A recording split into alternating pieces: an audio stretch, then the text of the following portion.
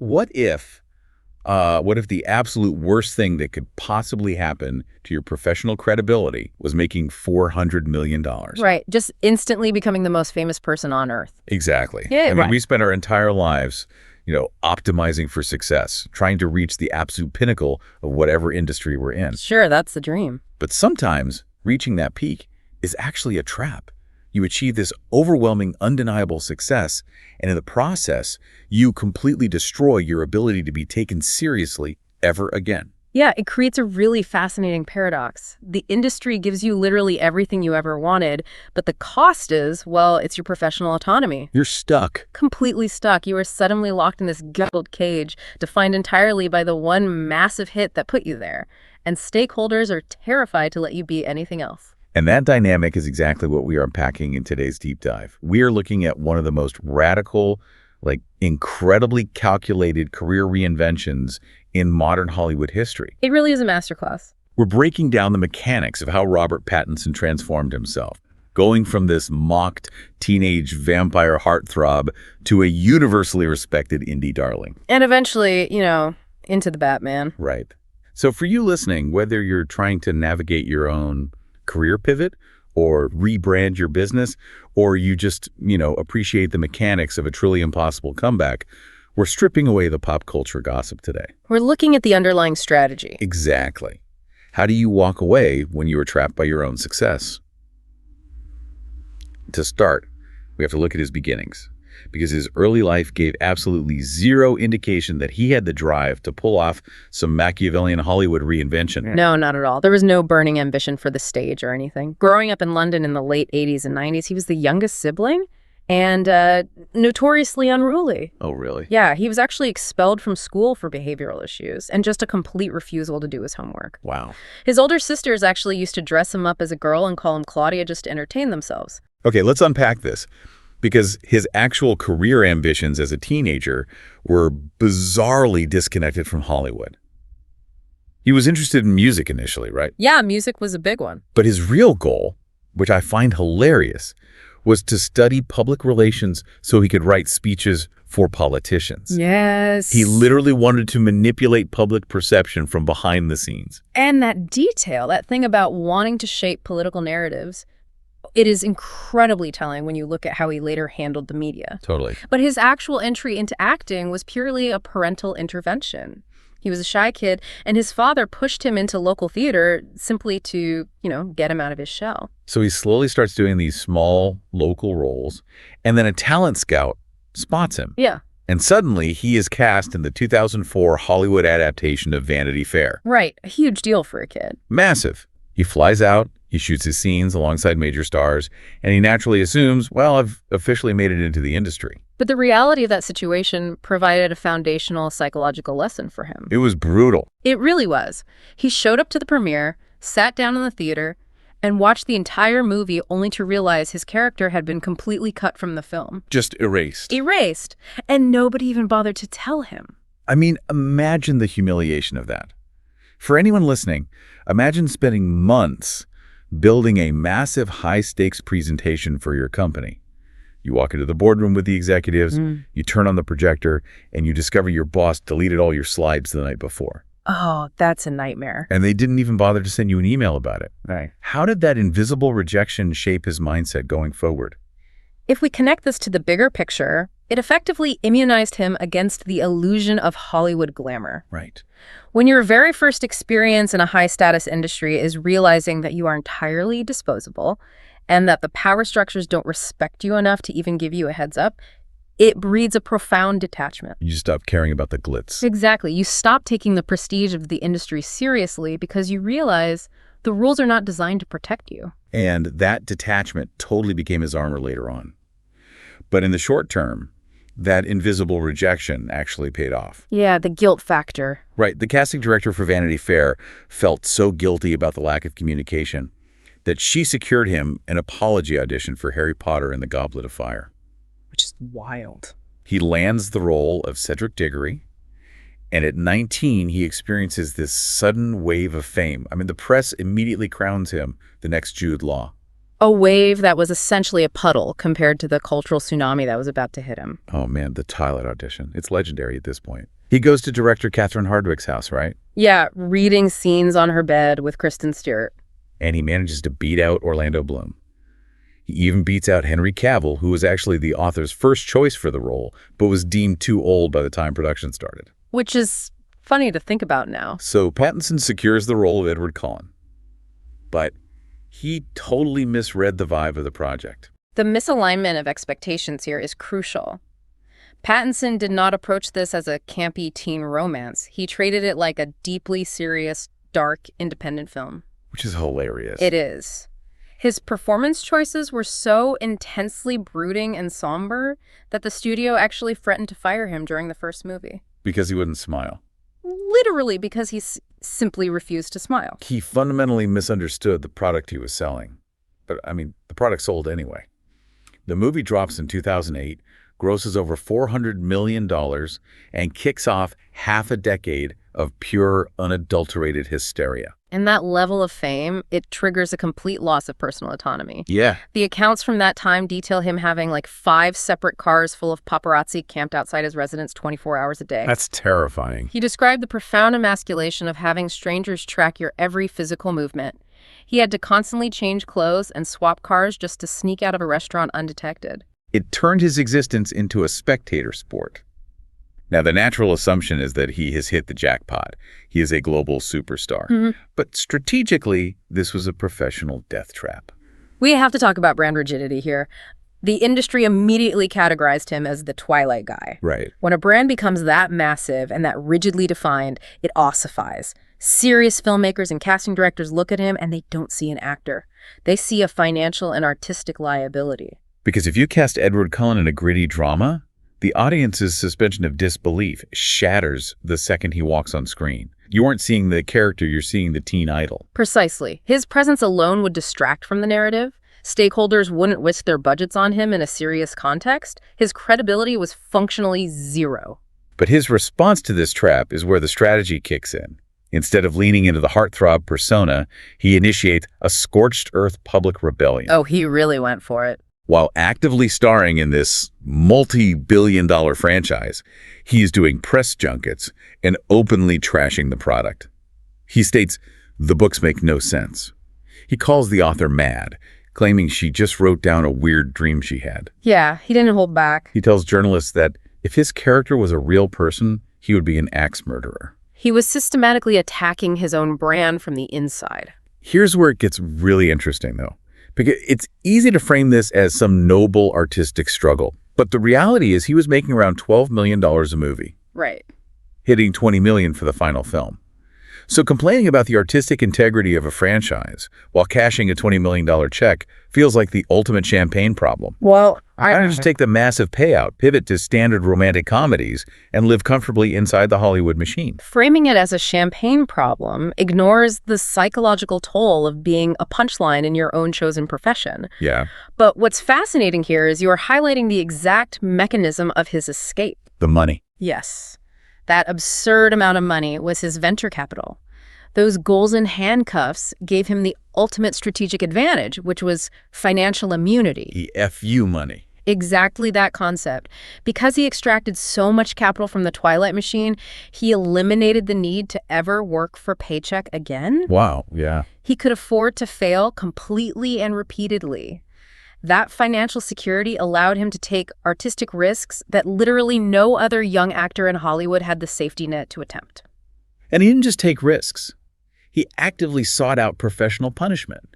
He heads straight into the indie wilderness to completely wash off the blockbuster glitter. He begins aligning himself with avant-garde, deeply unconventional directors, visionaries who operate on the fringes of commercial cinema like David Cronenberg. In 2012, he does Cosmopolis with Cronenberg, where he plays a billionaire whose entire life disintegrates while he's trapped in a limousine just trying to get a haircut across town. Such a bizarre movie. And then he goes to Australia to shoot the Rover.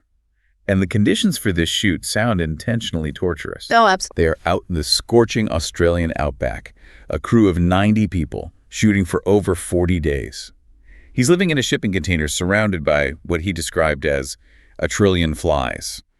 To understand how this works, we have to look at the economics of independent film financing. A director like Cronenberg or David Michôd for the Rover often struggles to secure funding for their weird, uncommercial scripts. Right. But international film distributors will pre-buy the rights to a movie based entirely on the star power attached to it. Pattinson traded his massive, albeit mocked, global fame to finance these directors' visions. And in exchange, they gave him the artistic credibility he desperately needed. It is a perfect symbiotic relationship. He brought the funding, they provided the prestige, and he was willing to endure extreme physical and psychological demands to prove his commitment. Like in The Lost City of Z. Exactly. He grew a massive, unkempt beard and lost a significant amount of weight to play a supporting role in the Amazon jungle. To the point where general audiences didn't even realize he was in the movie. That invisible transformation leads to a massive turning point. He literally sees a promotional poster for an obscure indie movie called Heaven Knows What. Just a poster. Just a poster. He loves the aesthetic of it so much that he fires off a blind email to the directors, the Safdie brothers, who were totally unknown at the time. That's crazy. He tells them he wants to work with them regardless of the project. This raises an important question, though. Wait, sorry, let me frame it this way. Is cold emailing unknown directors brilliant foresight, or just a guy throwing darts at a board hoping to hit a bullseye? This raises an important question about strategy versus luck. Right. How does a listener actively apply this abandon the mainstream tactic to their own rebranding efforts without just acting recklessly? Well, the application lies in shifting what you optimize for. He stopped optimizing for fame, money, or mainstream approval. So what was he optimizing for? He started optimizing strictly for raw creative vision. By identifying raw talent before the rest of the industry recognized it, he was buying in at the ground floor of their credibility. Ah, I see. The Safdie brothers didn't even have a script for him, so they wrote the movie Good Time specifically for him based on that blind outreach. And Good Time is the undeniable proof of concept. He plays this frantic, manipulative, street-level bank robber desperately trying to save his developmentally delayed brother from Rikers Island. It's an incredible performance. It is a visceral, terrifying performance. Yeah. There is zero trace of the teenage heartthrob. The critics who had mocked him for a decade were suddenly forced to take him seriously. And that performance set the stage for The Lighthouse in 2019. Oh man, The Lighthouse. Yeah, this black and white surrealist film directed by Robert Eggers. It takes place on a tiny, claustrophobic set with only two actors, Pattinson and the acting titan Willem Dafoe. If you were acting opposite Willem Dafoe, you cannot fake it. Nope. If you lack the fundamental skills, he will act you right off the screen and expose you. Oh. But Pattinson held his ground. He proved he could spar with a master. He did. He secured the absolute stamp of approval from hardcore cinephiles, fully shedding his past. He essentially rebuilt his foundation from scratch. Having established that undeniable artistic foundation, he finally possessed the leverage to step back into the blockbuster arena. But this time, he was dictating the terms. The Return of the King.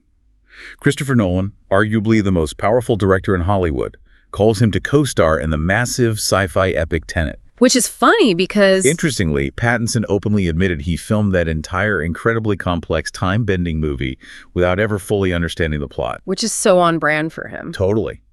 But Nolan didn't care. He needed Pattinson's specific gravity on screen. Then he pivots to the devil all the time, playing a deeply predatory, irredeemable preacher. That role is pivotal because it demonstrates his refusal to protect a hero brand. He intentionally refused to inject any sympathetic traits into the character. He was just pure evil. Exactly. That fearlessness, that willingness to be viscerally unlikable is precisely what landed him the defining role of his career. The Batman. When director Matt Reeves was casting the reboot in 2022, he completely ignored Pattinson's previous blockbuster history. Entirely. Reeves cast him specifically because he saw the manic, out-of-control, desperate energy Pattinson channeled in the indie film Good Time.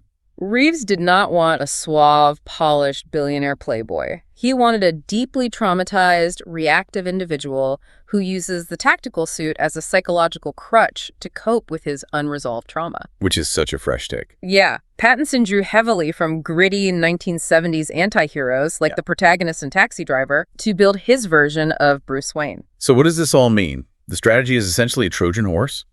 He utilized the ultimate commercial vehicle, a superhero suit, to smuggle a weird psychological indie character study into a massive global blockbuster. Exactly. Has he permanently won the Hollywood game at this point? He has, by successfully reversing the standard power dynamic. What? The traditional model dictates that a franchise forces the actor to adapt to its commercial constraints. Well, you fit into their box. Exactly. Pattinson forced the franchise to adapt to his specific indie sensibilities. In doing so, he shifted his core demographic from teenage girls to adult men, completely resetting his market value and erasing his previous pigeonhole. It is the exact blueprint Leonardo DiCaprio used. Yes. Post-Titanic, DiCaprio was suffocating under the teen heartthrob label. He weaponized that massive fame to fund incredibly complex projects with auteur directors like Martin Scorsese, perfectly balancing commercial viability with artistic prestige. It's the same playbook. Pattinson is running that exact playbook, working with Nolan and now collaborating with Oscar winner Bong Joon-ho sci-fi film Mickey 17. He guaranteed he will never be boxed into a single genre again. However, to truly grasp the mechanics of how he survived the psychological pressure of this journey, we have to contrast him with his contemporaries. Okay, let's look at the Harry Potter cast. Daniel Radcliffe also used his wealth to fund bizarre indie films, but he seems to have comfortably accepted living in the shadow of the franchise. Yeah, he leans into it a bit more. Emma Watson stepped away from acting almost entirely to focus on higher education and activism. And his Twilight co-star, Kristen Stewart, buckled under the immense, often highly misogynistic media scrutiny and pressure before eventually finding her footing years later in the European indie scene. They all struggled immensely with the crushing weight of early defining fame. But Pattinson developed a highly specific, brilliantly effective defense mechanism. Oh, I love this part. He became an absolute master of misdirection through weaponized absurdity. He became a pathological liar in press interviews. He routinely makes up utterly bizarre stories just to confuse journalists. It's incredible. One of my favorite examples from our research, he's doing a standard press junket and casually mentions that the first time he went to a circus as a child, one of the clowns tragically died because his joke car exploded. Just completely deadpan. The journalist is completely stunned, and Pattinson just sits there. He also invented a story about dealing with an obsessive stalker, right? Yeah. He claimed he finally just invited the stalker out to dinner and proceeded to complain so relentlessly about his own life that she became profoundly bored and left him alone forever. That's hilarious. You never know when he is telling the truth. His own mother once had to publicly correct an elaborate lie he told a magazine about being a hand model. Wait, isn't that a massive liability? I mean, we operate in a media environment where public figures face severe backlash for the slightest misstep. Isn't it incredibly dangerous PR for a major star to brazenly lie to journalists? In a standard context, absolutely. But analyze the modern expectation of celebrity. Okay. Public figures are currently expected to be deeply authentic, important, and serious. They are pressured to act as activists and thought leaders. When they inevitably fail to meet these impossible standards, the public relentlessly tears them down. Pattinson's weaponized absurdity is a deliberate shield against that cycle. By refusing to participate in the authenticity game entirely? By constantly playing the fool and injecting chaos into his own narrative, he lowers the stakes of his public persona to zero. You cannot put him on a pedestal as an important cultural figure, which means you cannot knock him off of one when he makes a mistake. That's actually brilliant. Robert Eggers, his director on The Lighthouse, accurately compared his comedic sensibilities to the surrealist comedian Andy Kaufman.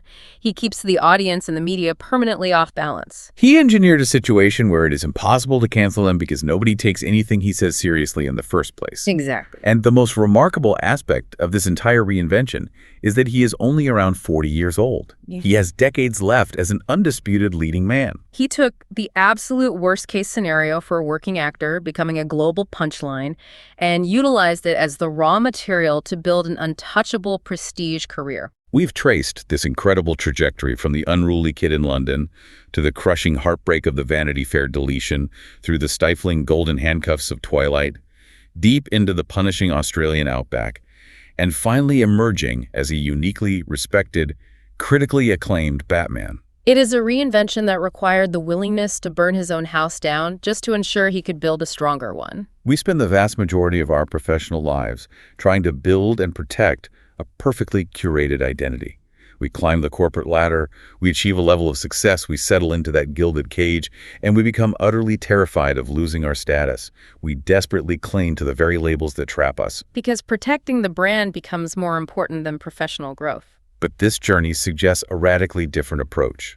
It suggests that true professional longevity and genuine respect do not come from fiercely protecting your current brand. No, they don't.